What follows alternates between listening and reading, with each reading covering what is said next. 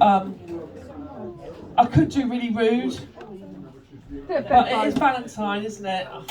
So I could be anti-Valentine tonight. Ah. Well, yeah, ish. Okay, this is called 21st Century Fairy Tale. Oh, lying, cheating fairy tales, what have you done? My glorious knight in shining armour finally has come. He might be nice, but I think he's got one thing in his head. Not riding through the wood on a horse, of course, getting up to no good and trying to get me into bed. Yeah, right. And back to his steed, of course. It's not a horse, instead it's a ropey, poppy red second-hand knocked-off Corvette that he bought from some dodgy geezer from down the road. And I reckon if I kissed his fake tanned face, he would still be a toad. Mind you saying that, I am no princess, definitely has to be said. The waist the size of an omnibus, no comments, thank you very much. And my cloak is gothic black, not red. Okay. My slippers are from Asda, and the charity shops provide my dress. Actually, this is Shein, by the way. And my mum's being called a dragon when she puts his patience to the test. Sorry, mum. So maybe when I am snoring and he has struggled home from the pub late, from my lengthy slumber he'll come to my bedside to ever so gently wake. So I thank him and coo, jump up with the feast and gently rub his back. Or I just shout at him to get his own food and call him a bloody prat. I've kept many pets. Lived with a few short blokes and have seen too many balls. Well, I suppose I shouldn't be too fussy, really. You cannot have it all. My days will be filled with stress, shouting, and maybe some laughter. So that will be my 21st century happily ever after. That's it. That's a short one. Now, okay, I was going to do, because he's coming back, well wishing in the White House. That's about Donald Trump. I could do that, or I'm not going to do Cockness Monster.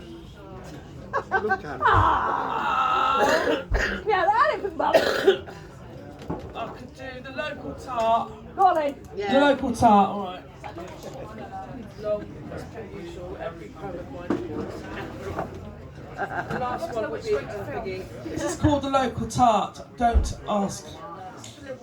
He said that he loved me and that I was his girl. He reached the stars above and handed me his world. Kissed my lips so softly, so helpless I gave in. Ooh. Once my days were empty, now filled with thoughts of him. He promised me, oh promised me, we two would become one. Our souls would be complete like the earth is the sun.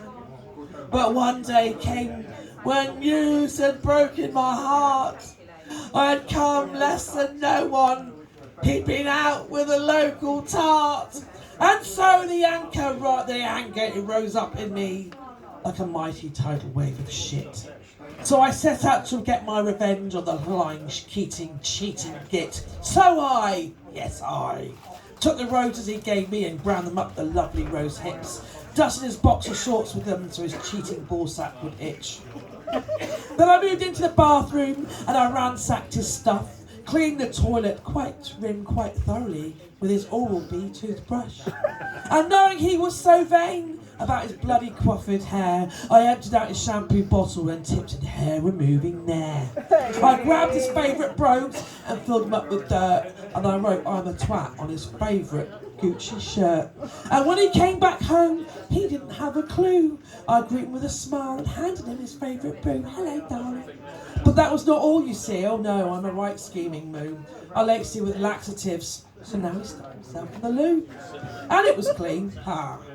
And as he was sitting there, the situation I found hysterical. He called me from the toilet and the moans were somewhat comical. Yeah. Darling, my dear, he called, I need you to do me a favour.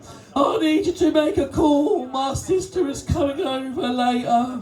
So I reached the phone, indifferent to his plight, and then stopped suddenly. Something wasn't quite right. You haven't got a sister, I shout. Oh yes, I do, he griped. We haven't spoken in years, but it's time to make things right.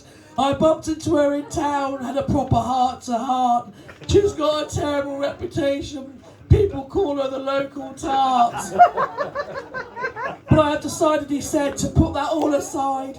It's time for her to meet the woman who's to become my bride. Oh crap. Rushing with a phone in hand, I emptied the shoes in the dirt and dug a hole in the garden to bury the blessed shirt. I forgot about the boxers, but the toothbrush and shampoo were there right under his nose. He still wouldn't get off that bloody loo.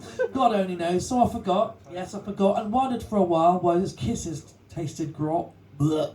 And at times he walked strangely with a wiggle and a stretch. Like he's doing some strange audition for a Monty Python sketch. But the thing I've noticed more is the bright blinding glare of the sunshine on his bald head where he once had some hair.